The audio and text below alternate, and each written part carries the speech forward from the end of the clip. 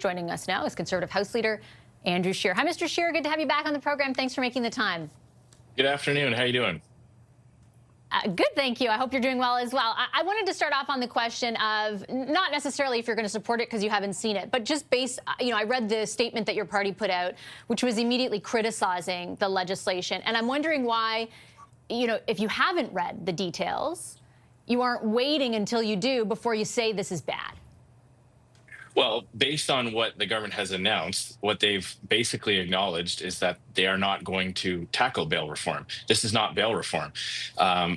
First of all, what I would have loved to have seen from a Liberal Prime Minister making an announcement claiming to undo previous Liberal laws that caused the crime wave is an apology. Mark Carney stood up there and he's trying to act like he's responding to some new thing that came out of left field. Liberal changes to our bail regime caused the crime wave that is plaguing so many Canadian communities. And I would have liked to have seen a Liberal Prime Minister make a direct apology to all the victims of crime that have had their lives shattered because of criminals that this government set free. They didn't do that. In typical arrogant Liberal fashion, they just tried to act like they should get a hero cookie for trying to clean up their own mess. Nothing in this announcement today changes the principle of least restraint that the Liberal government brought in that forces judges to grant bail as an almost automatic option. So I spent about, more than half of the last interview asking the government representative why they aren't repealing that. And I do take your point on the initial legislation in C-75. My understanding, though, is, by focusing on major crimes, for example, and what the previous bill in 2023 did, it allows for that principle to remain part of the guidance for non-violent crimes, for non-repeat offenders, which might actually go toward helping reduce some of the backlogs in the courts. Why not remain open to that possibility? Well, I think you've asked a great question. It gives me an opportunity to contrast the Liberal approach and the Conservative approach as it relates to this key point. Reverse onus does not make bail harder to get. If you think of bail, an accused getting bail as a hurdle that has to be jumped over, reverse onus just changes the direction in which the accused has to run to jump over it. The Liberals have set that so incredibly low that it kind of doesn't matter which direction the criminal is trying to jump over it from. This reverse onus list does not take away that principle of least restraint. It just shifts who has to make the arguments about whether or not bail should be granted. And judges will still have to look at the changes Liberals brought in and say, I am bound by this legislation to follow the principle of least restraint. And it won't really matter if it's the Crown arguing or if it's the accused arguing. They're still going to have that very low barrier to bail. And what we've seen since the Liberals changed these laws, there has been an explosion. We're not talking about a slight tick up, or we're not talking about, in specific areas. Violent crime is up across the board, across the country. It's up over 60%. Crimes with firearms is up, almost doubled. So we're talking about places that used to be safe, people that used to be able to park their car at night and go to evening events, go to restaurants, don't feel safe anymore. And so many lives have been shattered by criminals that this government has let out. So that's the key difference between the Liberal approach and the Conservative approach. We want to take away that principle of least restraint so that dangerous or repeat offenders actually go to jail. I do understand that, but I'm looking at, for example, all the submissions put forward by the various police associations, which ask for exactly what the government says it's going to do, which is apply that principle of reverse onus. I look at the reaction today from the Toronto Police Association, which represents police officers in that city. They say this is a step in the right direction. The Canadian Police Association, this should be a moment for collaboration, not division. We urge all parties to engage constructively and pass this legislation as quickly as possible to enhance public safety and restore Canadians' diminished confidence in the justice system. What do you know that police don't?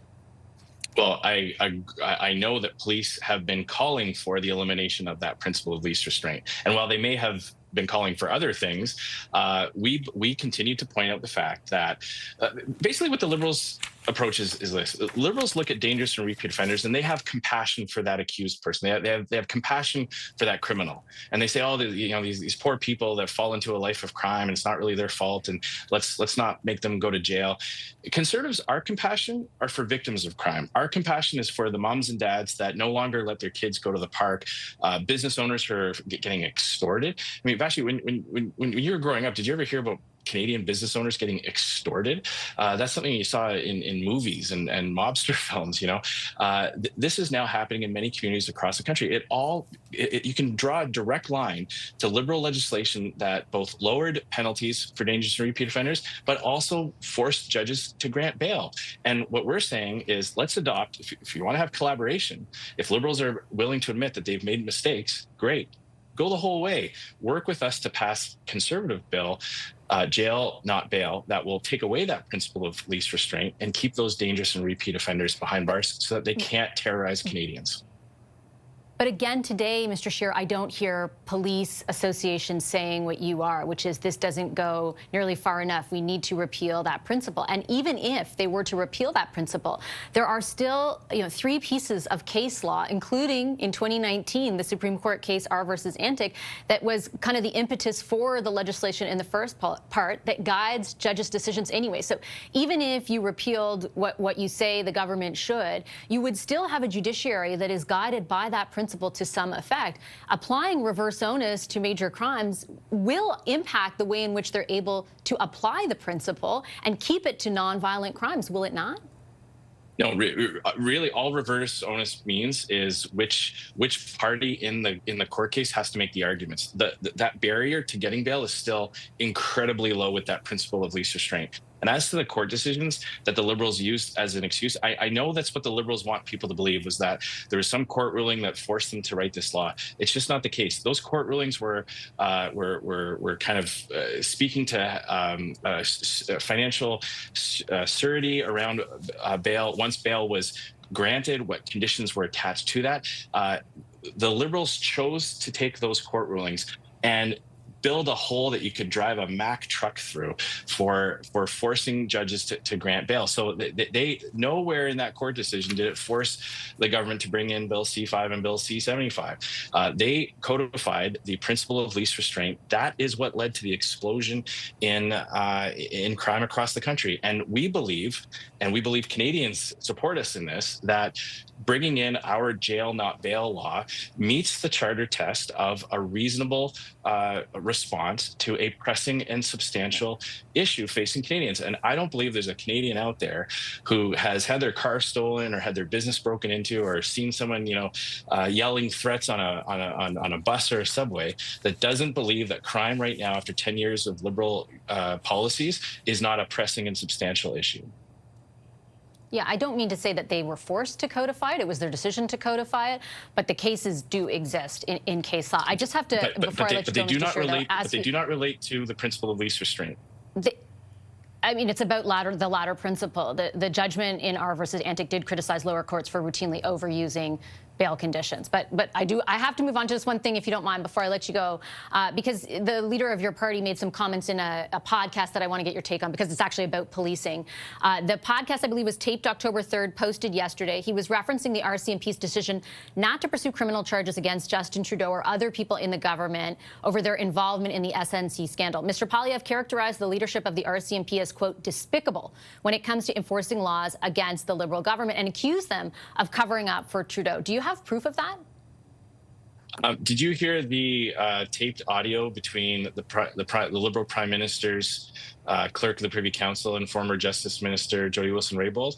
Because I heard that audio recording, and I heard explicit and implicit threats to a justice minister to grant, if she did not grant, a special deal to SNC Lavalin. I believe that's a matter of public record, and so I certainly I don't agree with the idea that there was not an attempt to interfere in the justice minister's role as an independent officer of the court.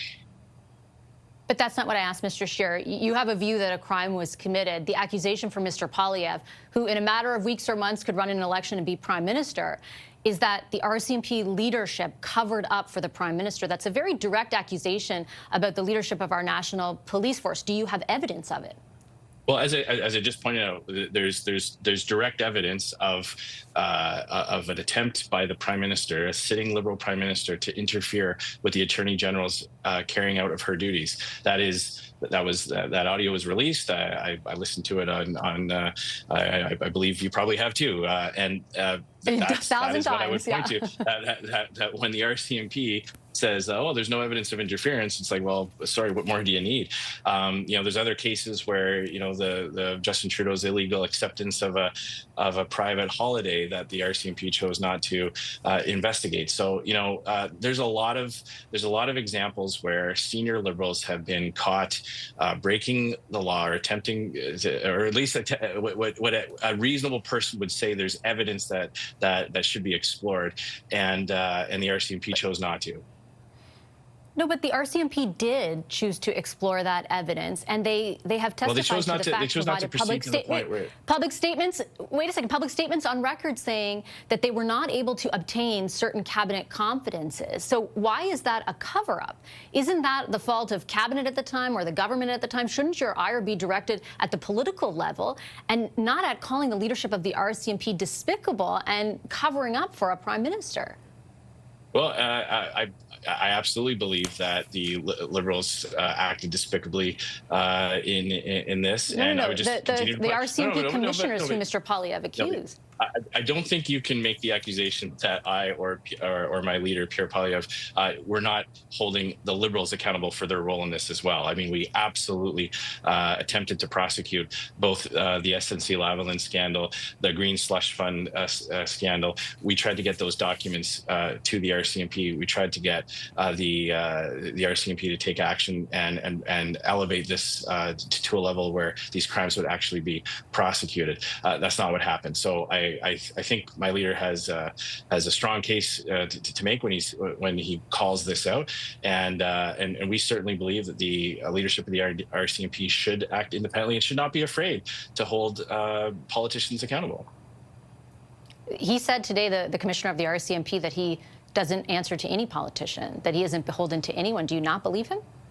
Well, I just continue to point out that when you have Liberal politicians attempting to interfere in an independent court case, accepting illegal gifts, funneling money through Liberal board members in the Green Slush Fund, where the Liberals split their friends and political donors onto a board to allocate taxpayers' money, and they allocated that taxpayers' money. They gave it to themselves. They gave it to their own companies, and still, we haven't seen criminal prosecutions on that. We haven't seen. We saw the RCMP completely abandon the SNC-Lavalin affair when there was an audio of the Prime Minister's right-hand man, Michael Wernick, trying to pressure Jody Wilson-Raybould into making a decision she did not believe was just. And so I think I've laid out a very compelling case that would certainly run counter to the quote you might have from the RCMP. Okay, I got to leave it on that note. I'm out of time. I appreciate your time as always, Mr. Scheer. Thank you so much. Thanks so much.